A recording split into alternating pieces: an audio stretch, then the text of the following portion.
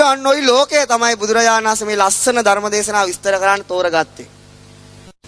අන්නේ තෝරගන්නකොට දැන් මේ පින්නතුන් ඉගෙන ගන්නකොට ඊළඟට මේ පින්නතුන්ගේ යාළුවන්ට ගිහිල්ලා මේ කේලම කියනවනේ. කියනකොට කියන්නේ මොකක්ද? මොනවද ඉගෙන ගන්නෙ? අභිධර්මය. මොකක්ද ඉගෙන ගන්නෙ? හාපෝ ඔක දෙයියන්ට කියපු එකක් අපිට ඕන නේ. අනිවාර්යයෙන්ම කියනවා ඩෙෆිනේට්ලි කියනවා.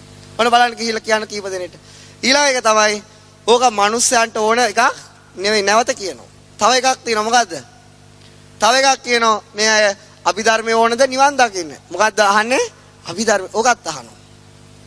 ඇයි ඕක මිනිස්සුන්ට ඕන නම් මනුස්ස ලෝකෙදි මොක කියන්න තියුණනේ බුදුරජාණන්. ඇයි දිව්‍ය ලෝකෙටම ගියේ? ඒකත් කියනවා. එහෙම තර්ක දානකොට මේ අම්මලාට මොකද හිතෙන්නේ? ඇත්ත තමයි.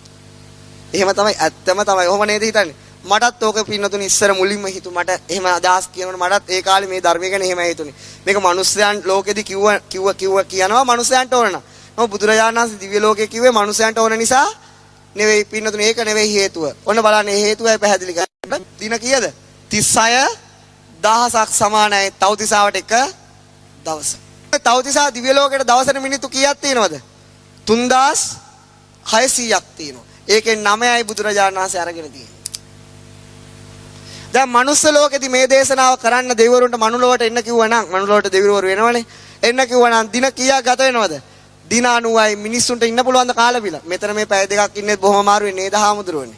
මනුස්ස ලෝකෙ මේක කරන්න ගියා නම් බුදුරජාණන් වහන්සේට අපහසුයක්.